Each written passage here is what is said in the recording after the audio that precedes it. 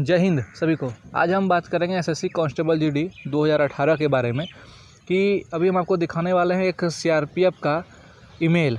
ठीक है, आपको बताएंगे कि आखिर क्या घटना है। सेकंड मेरिट लिस्ट को लेकर के भी बात करेंगे।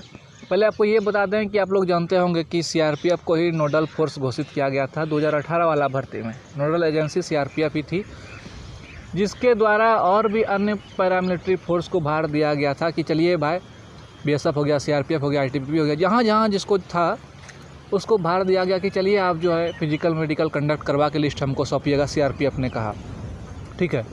मेन भार दिया गया एसएससी के द्वारा किसको? सीआरपीएफ को। 2018 वाला भर्ती का हम बात कर रहे हैं। हो सकता है कि 2021 का भर्ती में सीआरपीएफ को नहीं देके बीएसएफ को दिया जाए, किसी को भी दिया जा सकता है। ठीक है, नोडल फोर्स चेंज होते रहता है।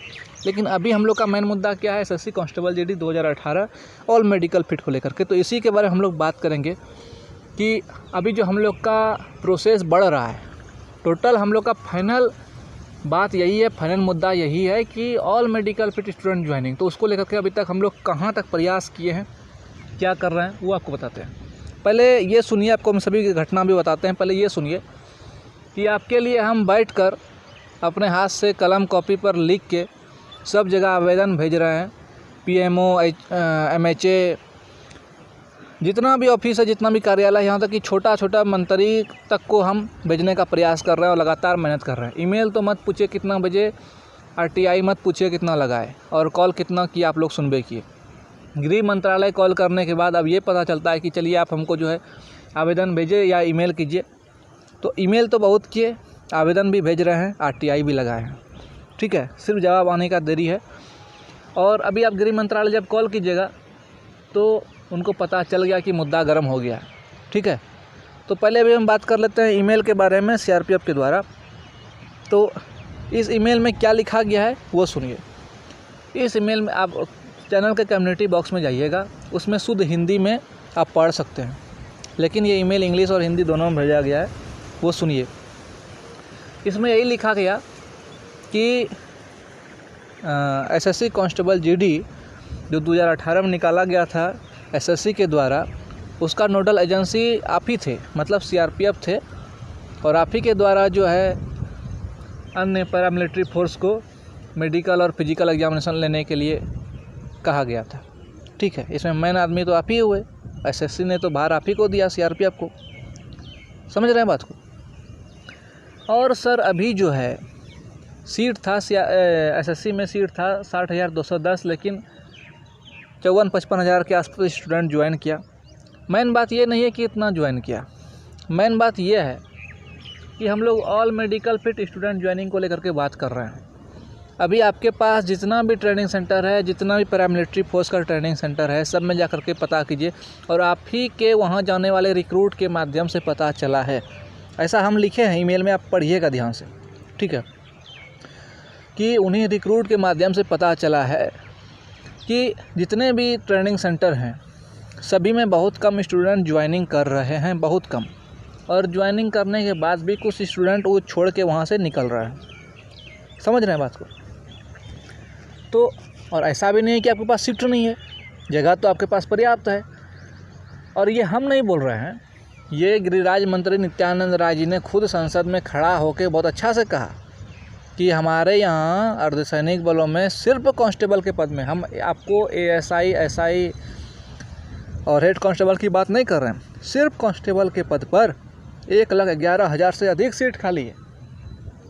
तो मेरा कहने का ये मतलब हुआ सर कि इतना सब स्टूडेंट है बंदूक चलाने वाला, यहाँ पे घर में बैठा हुआ है, उसको एक बार देश सेवा करने का मौका दिया जाए, और आप एसएससी से जो है ऑल मेडिकल फिट का डाटा मांगिए और सब स्टूडेंट को ट्रेनिंग सेंटर बुलाइए ज्वाइनिंग लेटर दे करके, क्योंकि आपके पास भी कमी है। आपको चाहिए क्या नहीं? ये देश हित की बात है कि नहीं, या आप चपरासी भर्ती कर रहे हैं? हमको ये बता दीजिए। ऐसा है ना कि भाई चलिए एक चपरासी नहीं आया तो काम चल जाएगा, लेकिन आपके पास अगर देश का सेना मजबूत नहीं रहेगा तब क्या कीजिएगा? और वैसे भी आपके पास जगह कम है, जगह मतलब खाली है, स्टूडेंट कम है, तो आप बुलाइए। ये सब बात उसमें बोला गया है। और ये भी बोला गया है कि अगर ऐसा होता है तो इसमें देखिए, मान लीजिए 50,000 स्टूडेंट बैठा हुआ है ऐसा, जो कि सब प्रक्रिया को पार करके उनको ये विश्वास है और ऐसा उनको लगता है, सपना है, कल्पना है कि उनका होना चाहिए और होगा। आप लोग क्या बात करते हैं? अभी जानते हैं कि सबसे बड़ा अभी हम लोग का मुद्दा बाकी है जी, सबसे बड़ा मुद्दा अभी बाकी है भूख हड़ताल का, जो कि हम लोग दिल्ली चल रहे हैं। याद रखिए, सिर्फ लॉकडाउन ख़त्म होने का देरी है दोस्त। लॉकडाउन जैसे ख़त्म होगा सबसे बड़ा भयंकर प्रदर्शन होगा, जो कि अभी तक एसएससी कांस्टेबल जीडी के इतिहास में नहीं हुआ होगा। ठीक है, लॉकडाउन इतना, सबसे अंतिम ऑप्शन यही होता है भूख हड़ताल। ठीक है, भूख हड़ताल, उसमें आपको सब पता चल जाएगा कि देश का क्या स्थिति है, नहीं है। और अभी जो हम लोग ये कर रहे हैं, ये सबको पता लगवा रहे हैं कि हम लोग किस लिए कर रहे हैं। पहले अगर 50,000 स्टूडेंट को अगर ज्वाइनिंग देता है तो सरकार का समय बचेगा, पैसा बचेगा, सब कुछ बचेगा और देश को अतिशीघ्र सेना मिलेगा। ऐसा नहीं कि भर्ती प्रक्रिया अभी जो निकलने वाला है, अभी तो खैर निकला भी नहीं है 2021 वाला भर्ती, 3 साल लगेगा कि 4 साल लगेगा, कोई मतलब लिमिट नहीं है उसमें। अभी आपको स्टूडेंट मिल रहा है, आप बुलाइए उसको, काम करवाइए, कोई स्टूडेंट डरने वाला थोड़ा ना है जी, ये बात है।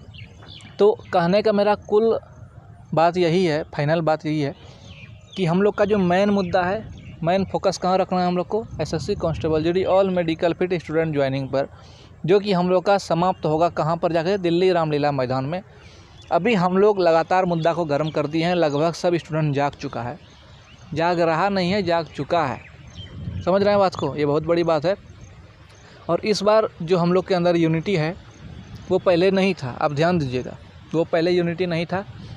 और लेकिन इस बार खाली आदेश मिलना चाहिए। देखिए, वहाँ का परमिशन सब कुछ है, वहाँ का परमिशन है सब कुछ, सिर्फ लॉकडाउन जरा सा खाली छूटेगा, स्टूडेंट वहाँ जाएगा, वहाँ का हाल समाचार पता करेगा, बस। जिस दिन हमको आदेश मिला वहाँ से, और जिस दिन हम आपको बताए पहुँच जाना है, सब कोई वहाँ पे पहुँचेंगे। देखते हैं कैसे ना होगा। ये भूख हड़ताल आप कुछ समझ रहे हैं जी? भूख हड़ताल क्या होता है आप इसके बारे में पता कीजिएगा।